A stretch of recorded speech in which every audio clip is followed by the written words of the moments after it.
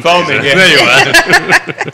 So we have Kirbys Urban Vittles. We have Rob and Shannon Campbell with us, and they're going to tell us all about their restaurant and what they cook and everything that they, why they started, how they started, their and story. They their had a really interesting story. They do. So it's they going do. to be wonderful. Even the name is fabulous. Yeah. So I can't wait to hear about that. So that'll be good. But before we go with that, I want to say that obviously it is a beautiful, crisp morning, but I know. Especially Mikey Stepp is a little more active today because I know Aaron Judge hit that 61st home run. Well, are we allowed to talk?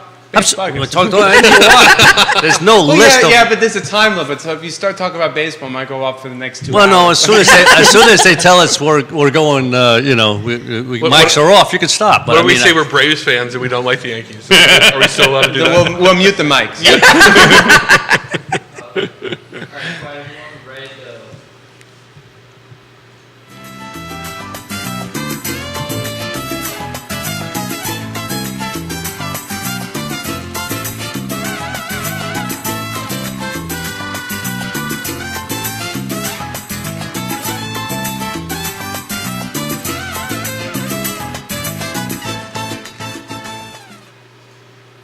Good morning, everyone, and welcome to Today Mañana. I'm Xavier, this is Michael, and I'm sure all of you are saying, where's Alex? Well, let me just say, I am substituting for Alex, and he's substituting for Xavier, so we'll see who does a better job substituting for the other person. But anyway, my bar's low, his bar's high, so we'll see. Thank you, Michael, for that. And it's true, though. It is true. But thank you, everyone, for watching. And don't forget to share and like the show. We're very excited today about who we have for our guests. We have Kirbys Urban Vittles. We have Rob and Shannon Campbell with us today. And I just know it's going to be a fabulous show. And then it's it's a fabulous day out there. So I'm going to borrow a line from Alex and say, grab your café con leche and sit down and enjoy. Usually he says warm or cold, but today we're thinking probably a little warmer. Warm is good today. Warm is good. Yeah, it's got that air is nice and crispy. Mm-hmm. So a little warm café con leche, or if you want it without the leche, that's also good. So just grab your coffee, sit down, and enjoy the show because it's going to be fabulous. You're really going to enjoy it, and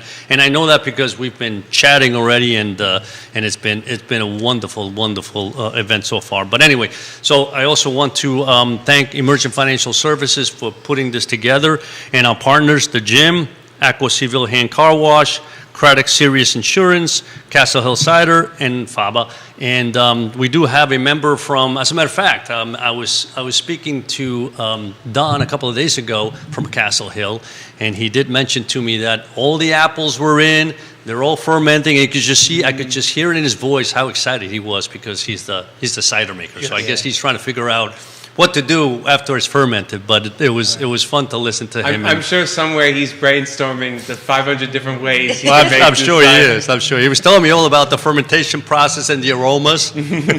Some good, some not so good. Yeah, it's amazing.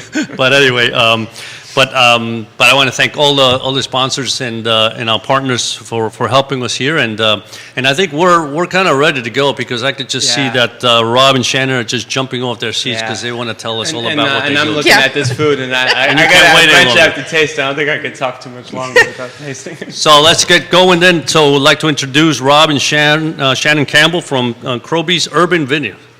Thank you both so much for joining us. Thank you for having us. How you doing, Rob? Doing well. Thank you for having us today. It's an honor to be with two great hosts today. Thank you. Thank you. You guys did you hear that, Alex? Yeah. He said two great hosts, not just one.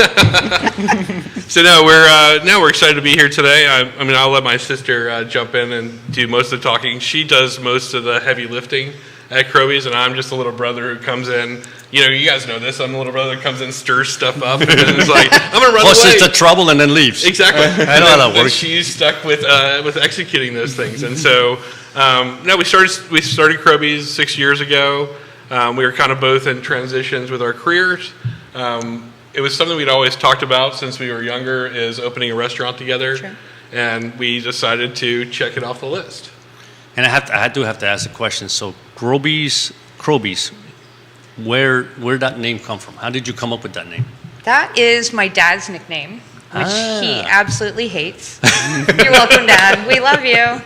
You know, what better way to honor your father than name Then a use a name restaurant? that he hates. Absolutely. Exactly. I know how that works. We need to start. Me and my brothers need to start finding a nickname for Pops. This way we can figure out one that I don't like. Right? Exactly. Well, he grew up in a small town in Kentucky, and there was kind of a ne'er-do-well Kirby Barnes that always got in trouble, and he was always causing mischief and things like that. So his uncle, whenever my dad would mess something up, he would say, "Way to go, Kirby," and it kind of stuck. So I remember we were driving back from Florida trying to figure out a name for the restaurant after we had visited him, and one of Rob's daughters said, "I think you should name it Kirby's." And we laughed because we were like, "Oh yeah, that'd be great. Dad would love that, and we did. So, and then the Urban Vittles came from, we had come to Charlottesville. I had come to visit Rob many times and came up here to restaurants like Eppie's, which is no longer, unfortunately. Right. But they had great food that was cooked from scratch and good for your stomach and your wallet. And a family atmosphere. So we wanted to create that. And then we wanted to take some of our family recipes and update them. So the southern part of our background, that's where the Urban Vittles, we updated Southern comfort food. Yeah, and we also wanted to, we were trying to bring people back to the table again because it was, that was part of the Southern holiday tables. Was everyone would come together, you'd cook for 7-8 hours in the kitchen, you'd catch up, or else the Sunday night meals when everybody would kind of slow down. We've gotten so fast with technology and the speed of business. How it goes is that everyone's so scattered all over the place that we don't really just focus in on what's happening with each individual. And so we wanted to bring people back to the table with these recipes that we grew up on as kids.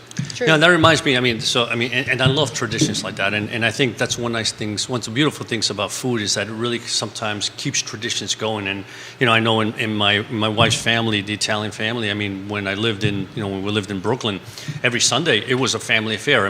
Every single member of the immediate family came to dinner at her mom's house, and she lived in a pretty small place, and and the table would just go on forever, and it was just dish after dish after dish. But right. You sat down at 2 and you got up around 9 o'clock at night. Basically, that was dinner, But that was part of it, right? The idea is that food and drink brings people together and families together, and as Rob said, sometimes the conversations aren't always as good as you like them to be, but the food is always good, right? That is true.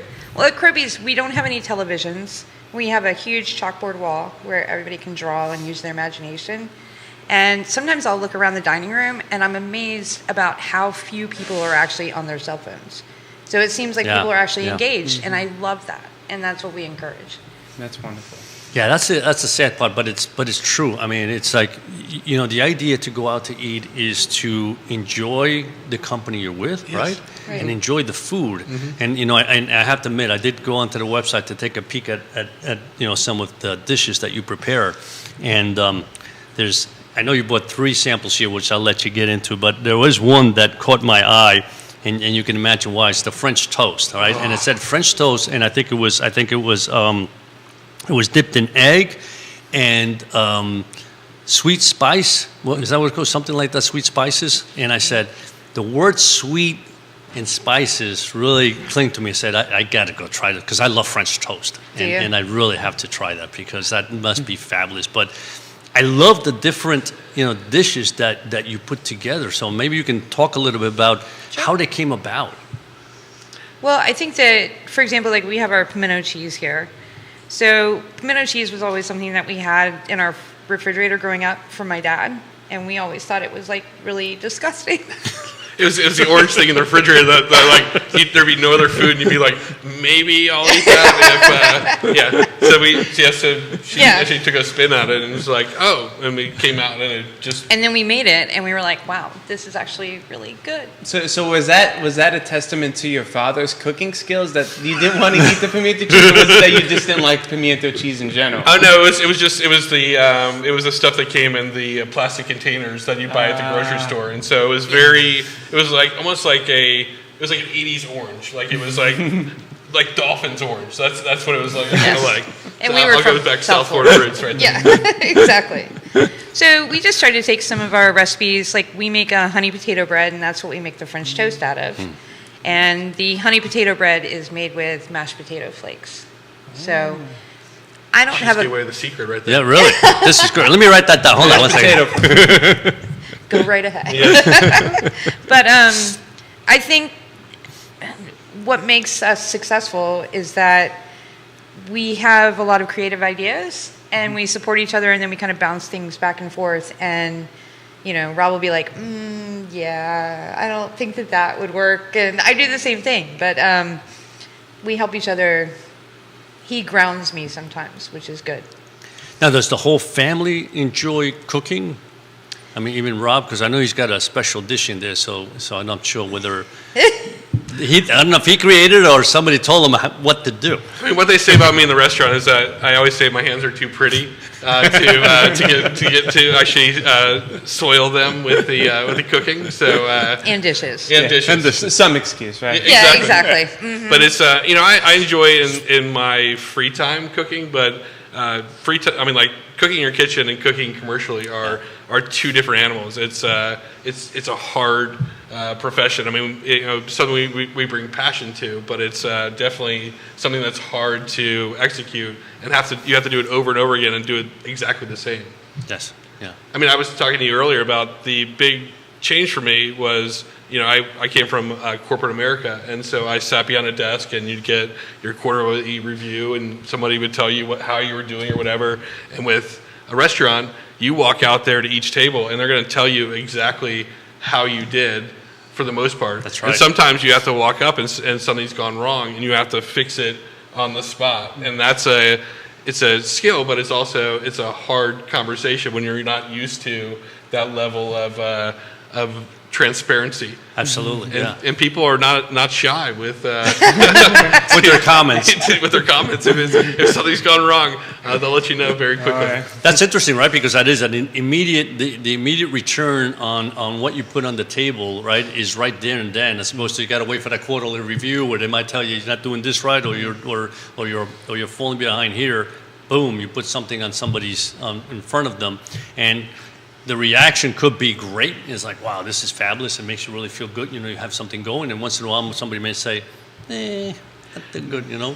Well, I think the fun thing we've been doing recently, and I'll kind of spin off the pimento cheese, is we've taken things that I don't want to say things that we thought were gross that my dad ate, but I mean, there was things like deviled ham. There was things you know, like that. You know, it came in like a can. Well, I remember that very well. It had a little devil on it. Exactly. And it was very bright red, and so we started looking at things that he ate, and we actually created some of our new dishes based upon those things, updating them in a way that made sense from a food perspective, and also tasted great, but also has our own little fun spins on it. Yeah. So we just made a deviled ham that, I just couldn't stop eating the other day.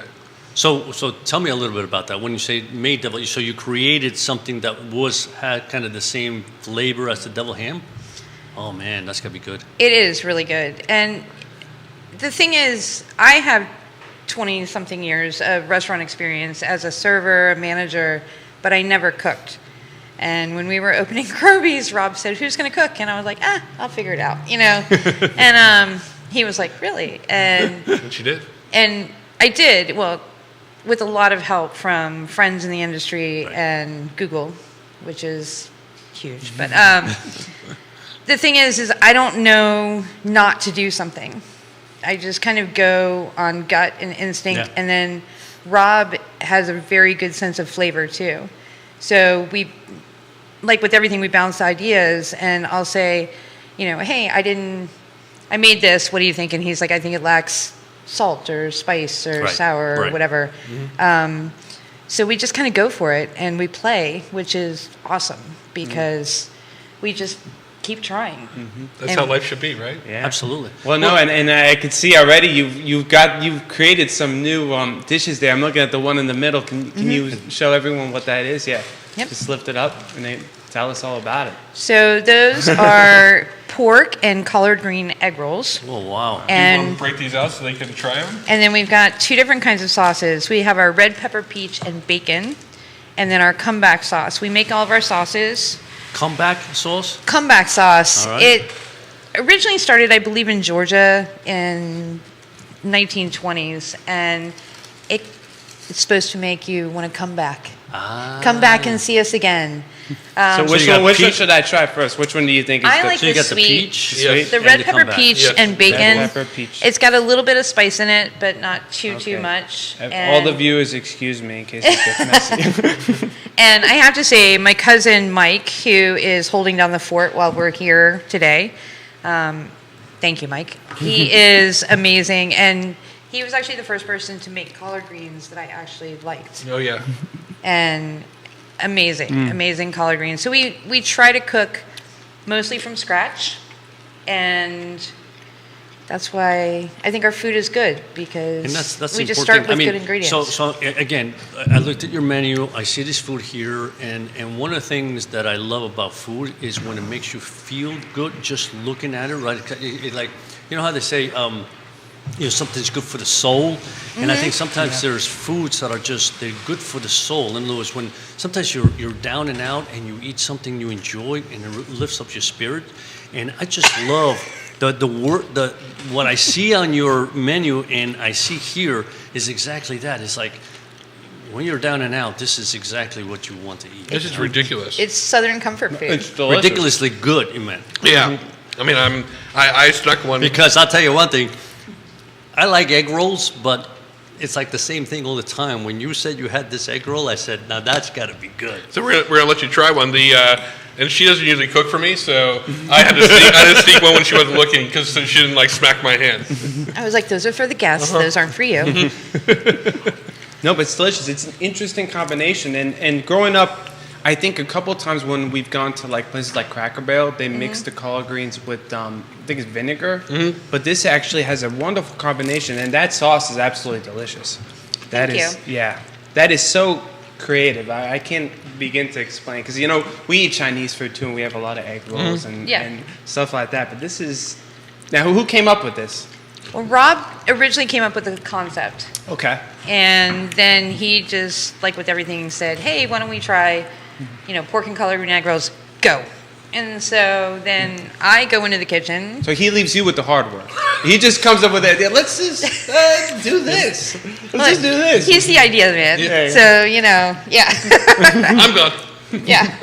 And then I get together with our crew, with Mike and, Josh made those today.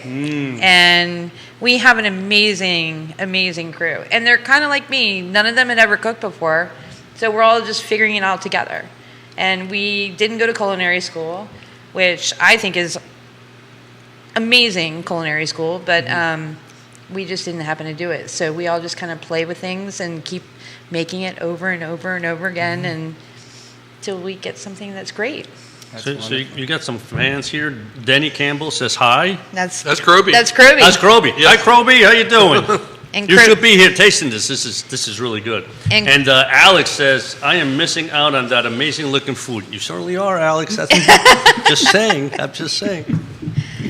Well, Dad, we told you should move up here, and then you could be at Kirbys every day. Well, not only that, I hope he's doing well. I know he lives in Florida, so our prayers are with you, Denny, on that. Yes. Luckily, he had enough Sierra Nevada and Bob Evans to make it through the that's storm. I don't know if I'm supposed to say that on air, but sorry, Dad. But it's all you it's need. true. I mean, come on. As long as you have the liquids, that's we're good to go. Exactly. So this is fantastic. Yeah. It really is. Well, I mean, thank you you. guys are. I mean, you guys are doing a great job. And, but and that's a special compliment from him, because actually you don't like egg rolls, do you? When you go to I'm Chinese not. Yeah, I don't like egg rolls, and only Yes. because, like I said, what's inside is not something that I truly enjoy. I mean, I like spring rolls a little better, but Right it's there like with you. everything else. It's the flavor that counts, right? So when you bite into this, right, and I don't care that it's an kind of shape of an egg roll, because I've had, we had what's that called? I like what's that famous Cuban thing that I like? Empanada? Empanadas. I like Oh, empanadas, yeah. and the Italian ones when they stuff it with sometimes what's that called? The other ones. Man, I'm terrible today. It's supposed to pizza. The other one, the calzone. Oh, calzones, yes. So I mean, I love that. So it's not a matter. It's just that the inside has to have flavor. Yes. Right. When the inside you bite and it's It's just all dough. it's not as good. Yeah, no, I get that. It's food is interesting because it can be very polarizing, or it can bring people together. Exactly. Yeah. I mean, I mentioned before. I mean, I'm a foodie. I love to eat. I eat everything. Love to try new stuff. And so when I see something new on the menu, and that's again when I travel and I go somewhere and there's something on the menu I never had before, that's what I want, because I'm not going to eat something I can get at home. Yes. Right? So I might as well try something different. Well, this is something I don't think anybody can get at home, so you have to go absolutely to Kirbys for this. Absolutely. Thank you. Yes. So no, it's I mean, food is interesting that way. Is that we played with different flavor combinations. We're constantly pushing each other to be better. And I'm sure we've all talked about this, but the pandemic, we actually shrunk ourselves just to make it through. So we really shrunk the menu, and we've really just started recently opening back up for dinner. And it was just a number of things. It just made sense for us to stay that way for a while. But now we're starting to open back up for dinners. We're starting to push that a lot more. And that's when we started to come up with some more of these creative ideas, is kind of get back to the things that were fun and the things that, really spoke to who we were. We really got into, I wouldn't say generic, but we were very formulaic for a while. And now we're like, no, we're going to push the limits of what we know, what we can do. And there's always something that, I'm trying that I forget about. So I don't always, I tend to eat the same things over and over again, but then I'll have, like, you mentioned French toast. And that is probably one of the best things I've ever put in my mouth, but I forget that it's there. And then when I have it, I'm like, it's like Exactly. my head explodes. Because I'm like, you did this. I say that to her all the time. I'm like, you created this, and I forget how amazing, how good it is. Yeah, how amazing it is, and how amazing you are as well. And so it's a fun balance to go back and try different things. We do a chicken tender, which I would never order as an adult. I can tell you that. I would order our chicken tenders every day of the week. They're that good and that amazing. Thank you. It's but we do have another thing here. We have. I didn't want to. I'm going to just. Those are the beignets. So we call it the beignet. It's our take on the beignet, and they're made with bananas. And I have to say, my cousin Mike and Josh at the restaurant are the masters at making these. They are so good. And when they come out of the fryer, we toss them with a little bit of our honey butter that we make. Thank you. And a little bit of cinnamon, sugar, spices, and then we top it all off with powdered sugar, and we serve it with our warm cinnamon roll icing so that you can dip it in and enjoy. I already had one of those, because when you guys came in, He it was couldn't wait. warm. He couldn't wait. I That's couldn't what wait. happened. Yes. It was warm, and Shannon opened it up, and the aromas came straight to me, nobody else. And I said, that's a sign. That's a sign that I got to go have one, and it was delicious. Well, thank you. It was absolutely delicious. Well, I It's think absolutely delicious. Wow. I think that because of I'm sorry to interrupt you. No. Go ahead. I'll let you eat. I've been researching a lot of Depression era foods and budget foods and things like that because of inflation, and trying to create menu items that are affordable for us to create and then us to put on the menu, because I didn't want to have to raise menu prices so insanely to keep up with inflation. So one of the great things about, like, the beignets, they're made with bananas, and we make everything from scratch. So they have bananas and flour, so it's, Rob's saying he wants these. So they're affordable. And that's what I love about our new menu, because we did have to raise prices a little bit, but I think we've kept it where you still have value for your. I think Rob just went to Nirvana. Look at that. It speaks to the fat boy in me, and I'm like, you just take something that's amazing and you dip it in icing. It doesn't get any better than So that. good. And then this is our honey potato bread and This I wanna try. Granny Smith apples with our pimento cheese. And this is your homemade bread that you This is talked our about homemade with your bread. secret recipe? Secret recipe. We have an amazing, talented crew member. Her name is Sam. And she started at Kirbys, I don't know, about a year and a half ago. Right at the beginning, maybe middle of the pandemic. And at Kirbys, when we have a new crew member, we just welcome them and what would you like to do? What do you feel comfortable doing? You want to be in the front of the house? You want to be in the back of the house? That sort of thing. And we will teach you whatever you want to know. So Sam started kind of doing a little bit of prep, and she started with cornbread, and then now she is our baker. So she makes the bread, she makes the cornbread, she makes our desserts, and The bread is very good. thank you.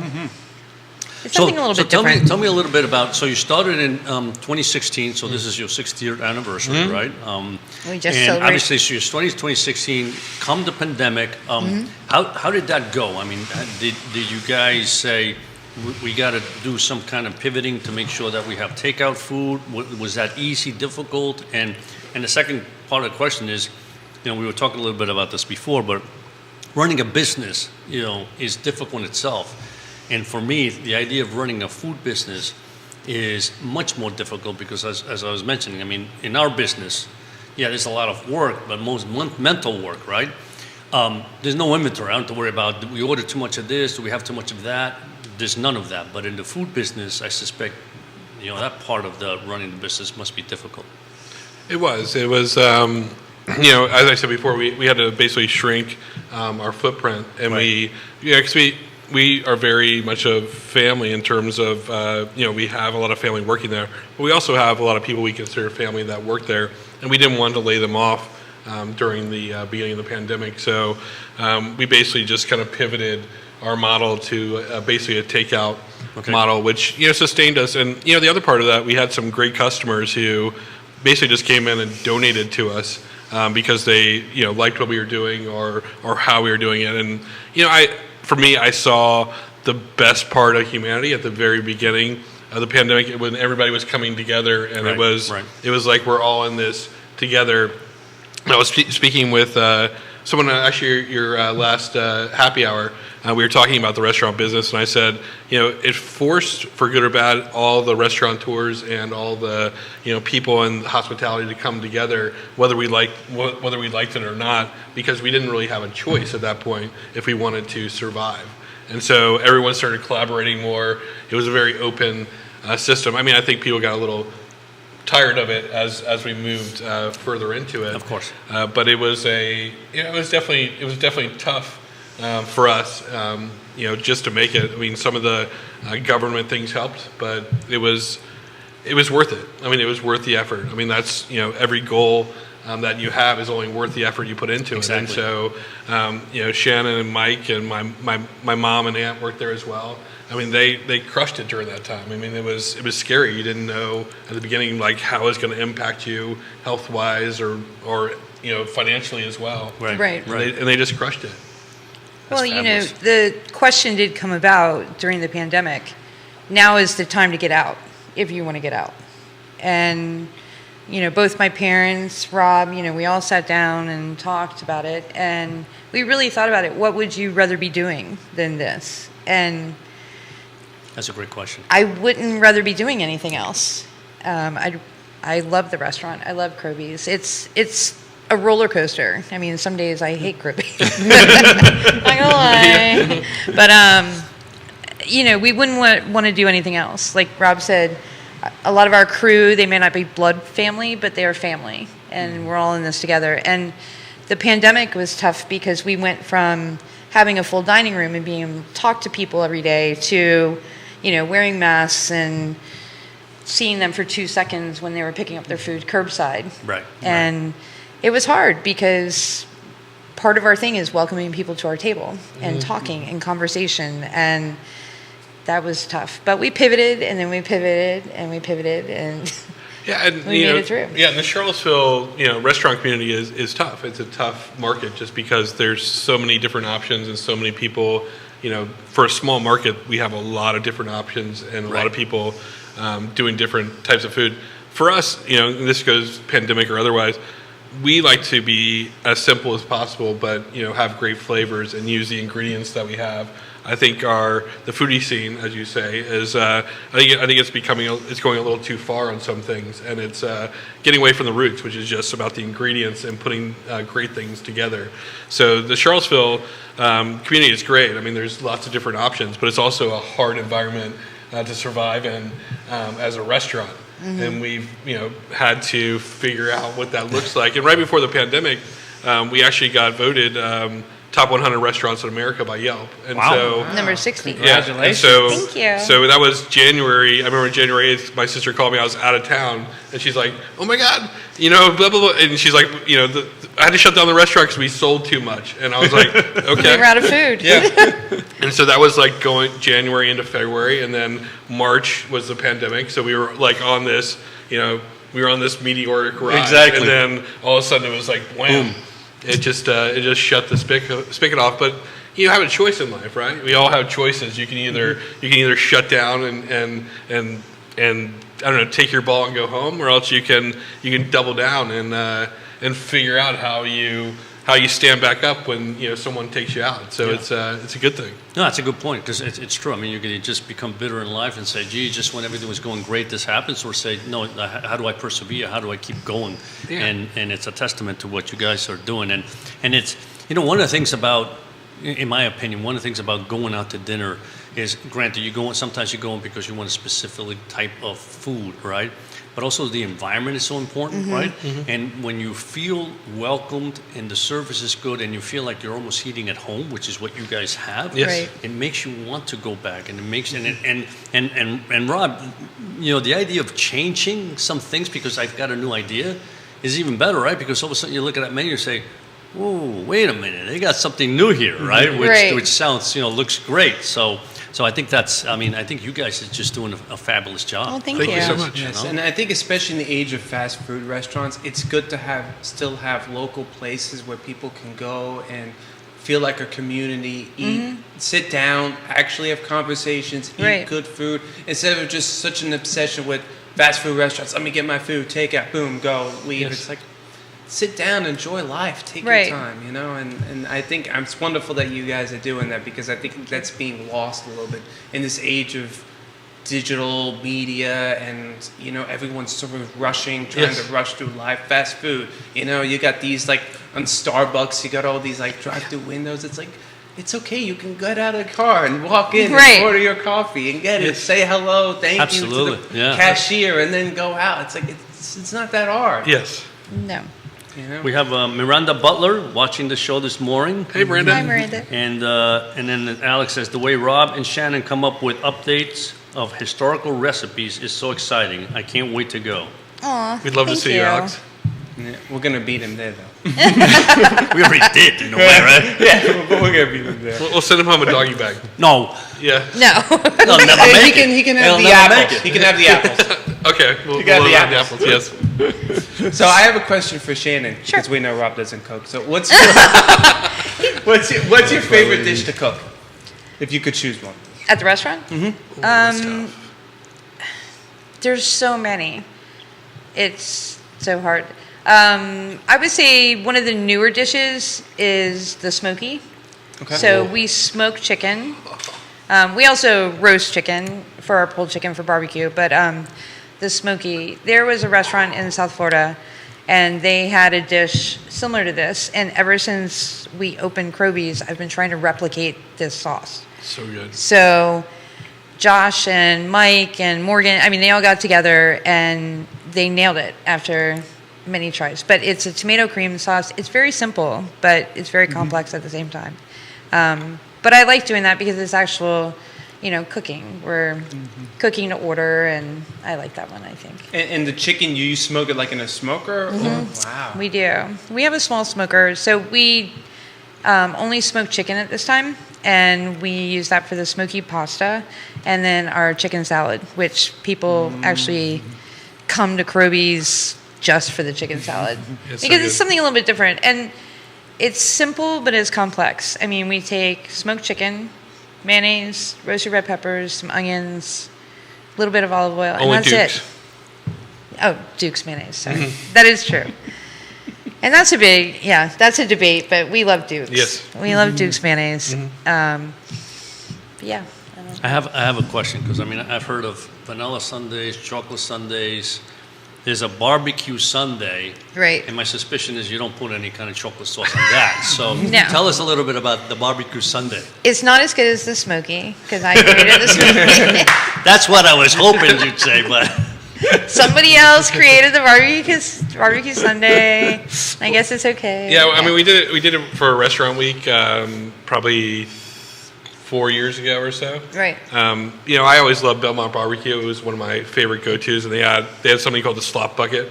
And I was like, how can I replicate that with the things that we're doing internally? So at the time, we had like a cauliflower mash that we did, which was the potato portion of that. Okay. And I just started stacking things on top. so it's literally stacked. Yeah, so It's an amazing it's like a jar. sundae, and so Oh. so it has the now it has mashed potatoes, it has coleslaw, it has the barbecue. I think we're doing barbecue chicken now. Chicken and pork. And chicken and pork, and then we And we baked have, beans. and baked beans. And then we have a barbecue sauce. So you have all the different. You have the acidity, you have the sweetness. It just works. And so it's one of those things you can eat in layers if you want to, or you can swish around and kind of Put it all together, Put it yeah. all together. It just however you want to eat it, but the flavor combinations just work. And I was always one of those people that compartmentalized my plate, and it was hard for me to go to something where I was like, but I loved it, and so it's my homage to the Belmont barbecue slop bucket, Yeah. but it kind of our twist on it. No, that sounds delicious. It That really does. does. I mean, it sounds interesting. I can't. I'm a little bit like you. Feel like I have to eat everything like separate. Eating Right. it together just feels weird. But I don't know, like coleslaw and meat, like with the same mashed potatoes. And Well, the same it's like that food. sandwich, right? Isn't there a sandwich where you put, what is it, pork in there, shredded pork, and then they put coleslaw in there? Yeah, that's what we have. Yeah, that's our Kirby sandwich. That's our there you go. signature sandwich. It's Okay, yeah. And Chow Chow. and Chow Chow. Have you ever had Chow yeah. Chow? Yeah. No, I don't know. It's like What a is Chow Chow? southern relish. So it's basically you take Oh. all the chopped vegetables at the end of the season, and then you can them, and then it has a little spice in there, a little bit of everything, and then you'd use it like once you needed it. But it's just basically something you put on top for flavor. Right. It was originally created, you would take all of your leftovers, your scraps. So that's what we do at Kirbys. Like when we chop tomatoes, the tops and the bottoms, we cut those up and we save them. And then, every couple days we'll put that in a big pot with some vinegar and salt and pepper and boil it down and make chow chow. Can you do that with green beans? I hear you guys have a lot, so you guys should bring some in. We'll do some. Maybe we can make a cake out of it. I don't know. I don't See, that's know, how yeah. my mind works. I'm always thinking about something. See, Rob goes, really? That's what I always do, and then she always surprises me, like the red pepper piece jelly. I was like, "You're gonna take jelly and you're gonna make it liquid form." I was like, "That sounds like the grossest thing I've ever had." And I tasted it, and I was like, "Again." Well, everything's good with bacon, right? Not true. Yeah, once you put bacon on a lot of things, then all of a sudden that whole dynamic changes, right? Right. Bacon or fried. You know. Absolutely. I can't tell you the things that we've tried to fry. I mean, some of the things work, some of them don't work. I mean, yeah. I always say that you could probably fry my shoe, and it would probably. But I can tell you it doesn't work. We tried that one day. It just I called it filet of soul, but it was. Filet of soul, that's good. But it just did not. That was a good dad joke. That's what we're on the same dad joke. But no, there's certain things over the years that we've put into the fryer that just did not come out the way we thought. And we've even played with maybe doing fried chicken, but it's just fried chicken when it's done right is actually something that takes 15-20 minutes because to prepare it correctly, and not everyone wants to wait for that at their table. Exactly. But it's we love some good fried chicken. We do. Yeah. That's southern as southern gets. No, let's face it, there are some dishes where you have to wait the time because it has to be done right then and there. Like the Italian risotto. I remember once I went to a restaurant and they had risotto. I think it was with mushrooms, right? Mm-hmm. And I said, I'll try that. And the guy says, it's a 20-minute wait. And either way, I'm thinking, by the time we have the appetizers and everything, it should be done. But it was nice of them to basically tell me, this is done from scratch. I mean, it's not like we got that risotto sitting back there, we throw it in the microwave, Right. it comes out, right? Yes. Because it doesn't taste the same. So I think in some things it's the same. It's like, I know at home, when my wife Jan does anything fried. Like I love Fried rice balls. Fried rice balls. Oh, rice balls. Oh yes. Don't get me Yes. started. Oh yes. That and We talked about them last time. Yeah. And I love fried eggplants, right? But it's like when you have to. She's got to fry them and put them on your dish, right? Yes. Because there's nothing like it. The aromas, the flavors, the warmth, everything comes together, right? Sometimes it's like, by the end of the meal, you try another one and it's warm, but it's not the same. It's incredible, right? So imagine the next day or something, or trying to heat that up. So it's possible, but there are some things, and in particular, I think, to a certain respect, fried food, where it's got to go right from the fryer right into your mouth. Yes. It does.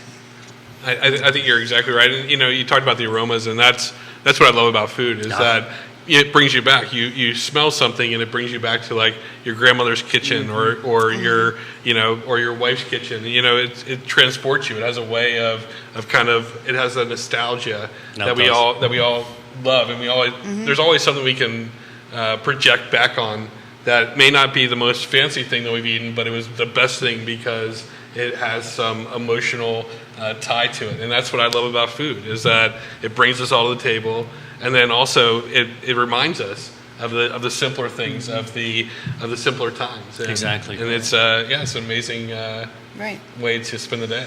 Yeah, that reminds me because our Nonna, when we were growing up, every time we come to her house always smelled like fried food. I guess she was always frying food. My mother could not stand it. She was always complaining, well, this house smells like fried food, but me and my brothers loved it. Right. And every time we get that little smell of fried food, it takes us back to our Nonna's house. Right. Because it always smelled like fried food. Like our dog would stay like a couple of days if we had to go somewhere with our Nonna. When he come back, he smelled like fried food. But it was hilarious, but it was also wonderful because it smelled like Nonna. Like that was what our Nonna smelled. Exactly. And you're talking about your Nonna, and you're like, and you started with the hands. You're like, my Nonna. And I was like, oh, there we go. I was like, maybe she was Italian. Oh, yeah, that's what I mean. For sure. Yes. Yeah. I mean, it's as you guys mentioned, there's the traditions, right? And a lot of traditions come really just from family, right? Yes. I mean, you can pick up a cookbook, and sometimes you'll pick up a cookbook where you say, that's not how we cook that, and you say that's wrong, right? And it's because your traditions are from your family, right? Yes. Whatever your aunts cooked, your grandmother cooked, Yes. right? Your mother's cooked, and you ate that, and you say, yeah, it's like for me when I eat like o picadillo or ropa vieja, right? Those things, they have a certain flavor. Sometimes I go to a restaurant and said, that's not ropa vieja. That's only because I grew up with the way my mother cooked it, right? Or the way Nonna cooked some things, and it's just.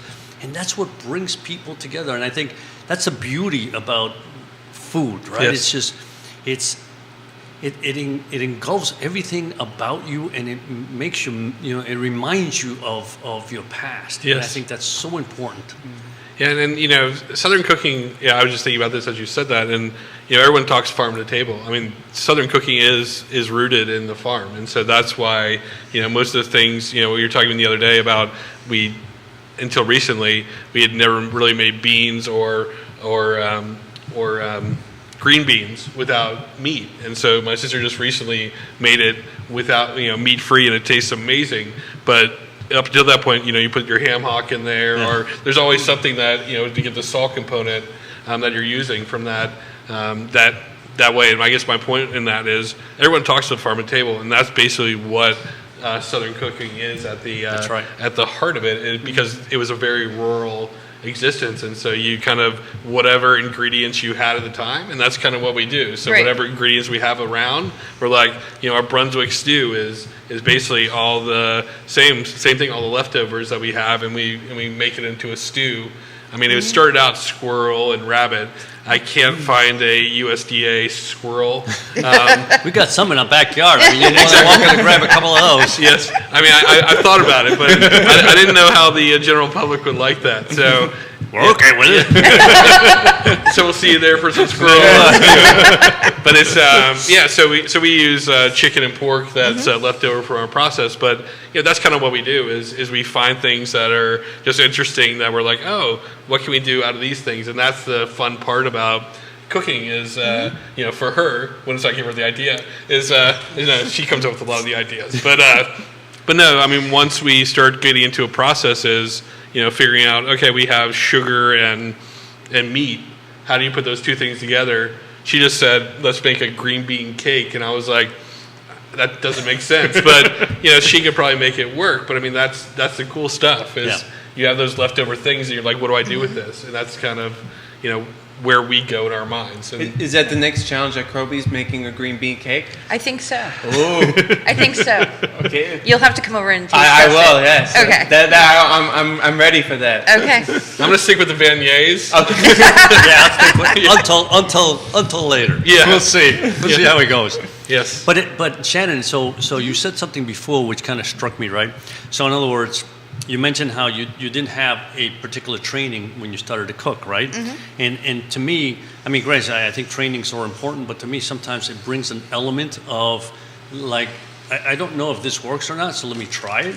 Right. As opposed to sometimes you're just so ingrained as to this is how this works, and therefore you got to do it this way. And you never try something new, right? Right. And because I remember talking, my son Nicholas loves opera and classical music, and I remember him saying that one of the composers, somebody had said about this composer, he was young, he said he doesn't have enough inexperience because he grew up so much with so many people telling him that by the time he was already young, he was already creating good stuff, but he wasn't maybe creative enough. He didn't go out of bounds.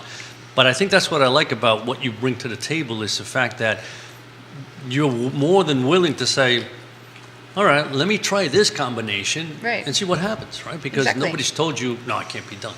Right? And we see if it works. Exactly.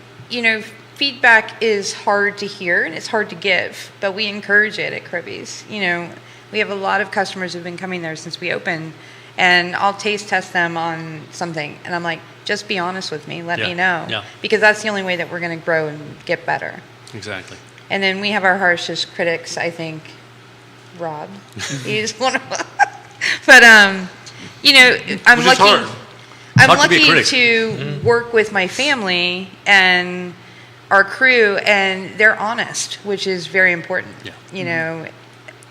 I mean, that can be hard in a family business to give real criticism because you don't necessarily want to hurt the person, but at the same time, you want them to grow. And so it's a balance between the two things. And there's sometimes where she puts she knows my cues now, where I'll say, oh, that's good.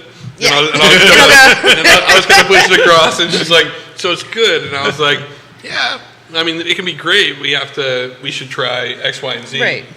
But that's the fun part. Yeah. But it's hard.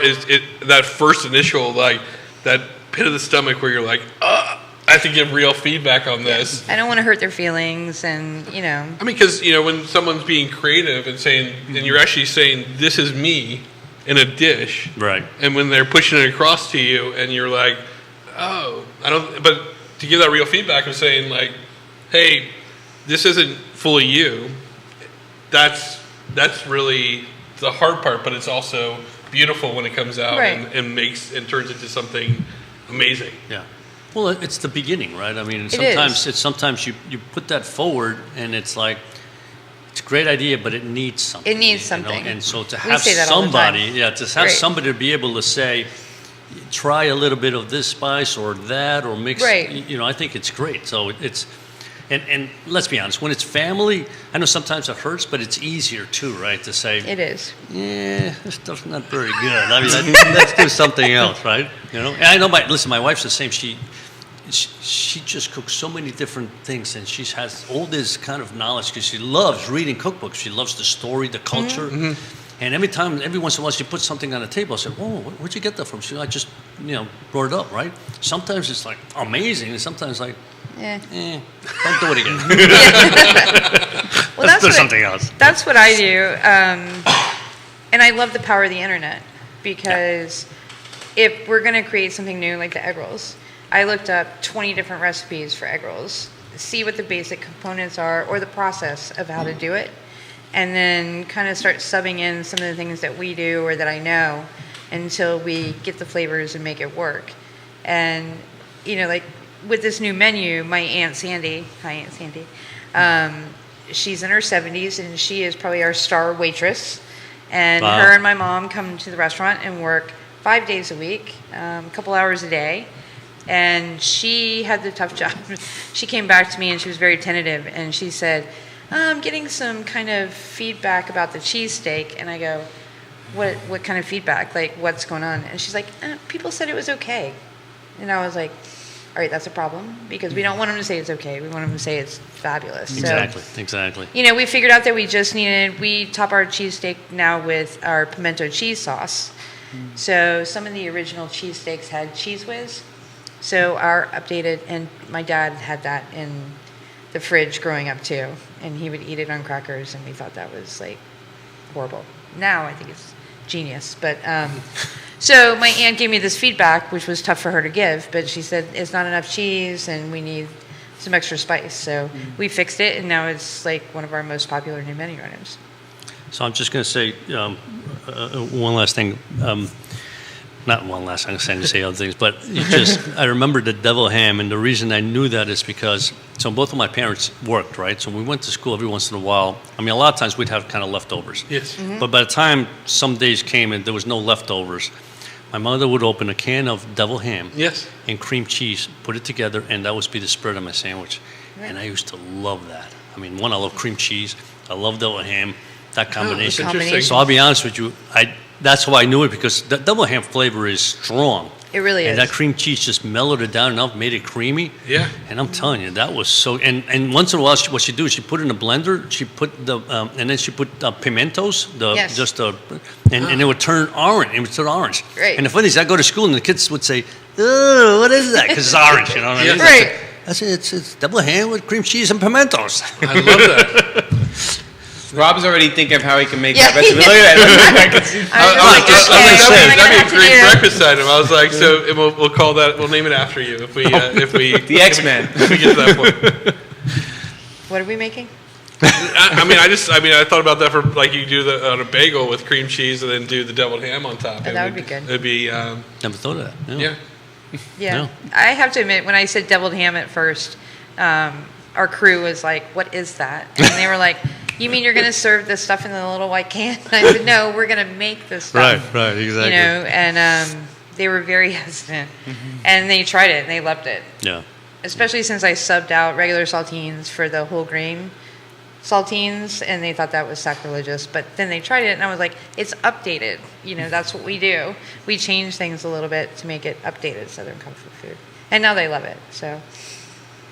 Well, listen, you guys have made my morning. I mean, this has been fabulous, wonderful. But I feel like we're at Kirbys. no, absolutely. This is what we do. Yes. Yeah. I mean, this has been great. This has been great. I mean, I'm so happy. Every once in a while I have to miss a show only because for whatever reason, right? But I'm so happy I was here for this one. That's for sure. So thank you. Yes. No happy. disrespect to Alex. Oh, so you're happy I was here? Well, thank you. I thought you would just say you're happy you were here. This is even better. But no, before we let you go, so tell us where people can find you, address and Instagram and all that fun stuff. Instagram, I have no idea. Okay. Rob would know. At Kirbys, I think it is. At Kirbys UV, and then it's Kirbys.com. That's correct. Kirbys.com, okay. Is our website. Is our website, and our address is 32 Mill Creek Drive, Suite 102. We are on Avon Street Extended, On the south side of Charlottesville. south side of Okay, Charlottesville, okay. and it's really not that far to drive. Trust me. It's not at all. And we're actually in kind of the shadow of Carter's Mountain. Oh, So near okay. Monticello High School over in that. Gotcha, in that We're in gotcha, the area. Food Lion Plaza, right next Yeah. door to Food Lion, and Okay. yeah, so come So see come us. out and see us. Oh, absolutely. We'd love to welcome you to our table. Yeah, Absolutely. no, Thank I you think very much. I think everybody should. Thank you Thank again, you for Rob having and us. Sharon. Thank you Appreciate so much it. for coming on. Oh wow, that was good, right? Yeah, that was. I mean, that so was- far I've had everything, of course. 2 beignets. Did you taste the pimento cheese? Yes, I did. Yeah, Yeah, that was delicious. delicious. Yeah. That was delicious. Yeah. Now this has been, and I have to admit that. I mean, I didn't get a chance to finish Yeah, my I egg know. roll. I'm waiting to finish my egg roll it. here I because it know. was just I too want to cut off big. the show already. It's Yeah, already- yeah, but it was so good, and I'm delighted. I'm so happy that to hear this story. I love the name Kirbys, where it Yeah, came the from. story Yeah, the behind story it. about Yeah, that was really fabulous. cool, yeah. And you can already just tell just by Rob and Shannon coming here that the atmosphere that's probably at Yeah, Kirbys. yeah. Welcoming, family oriented, comforting. Exactly. And that's what like I said, sometimes that's what you're looking for. Mm-hmm. You want to go out to dinner, you want to have a good time, but you also want to feel almost as if you're still at home. Yeah. And that's what they bring to the table, I think, For sure. with their food and just with themselves. So definitely everybody go to Grobys.com, and Avon Extended. It's Yeah. definitely not far away, far away. But anyway, it's been fun, Michael. Yes. Thank you so much. I mean, for joining me today in my premiere as leading, or whatever they call that. You're leading man. Leading man, whatever it's called, whatever Alex does. Yeah, It's my premiere. I'm doing that. The plus one. No, you did a great job filling in for Alex. I Thank couldn't you. even notice. I didn't even notice that Alex. Thank you. You're very kind. You're very kind. But anyway, so once again, I want to thank all our partners: the gym, Aqua Seville Hand Car Wash, Craddock Series Insurance, our friends at Castle Hill Cider, and Fava, the premier. Latino networking group in Charlotte, Beautiful. Virginia. I thought you'd figure that one out before I messed that up. But and of course, we're all sponsored by Merchant Financial Services. But I also want to thank I Love Seville, and I want to thank Jerry for putting this together, because I know that Jude is not here, and it's Joey. And Joey is behind the machines there, making it all possible. And of course, thank you to all of you for sharing and liking us, and for being with us today. And I know next week we have Dino from Dino's Pizza coming on, and we have Mary Kate Campbell, owner of Heart of Storytelling, a marketing consulting. So basically helps you tell your story, and I guess in a particular way. So I know that's going to be a great that's gonna be a packed two great show guests. next week, yeah. Absolutely. Packed show, great, another great couple of guests coming in. And but as Alex always likes to say, until then, hasta mañana.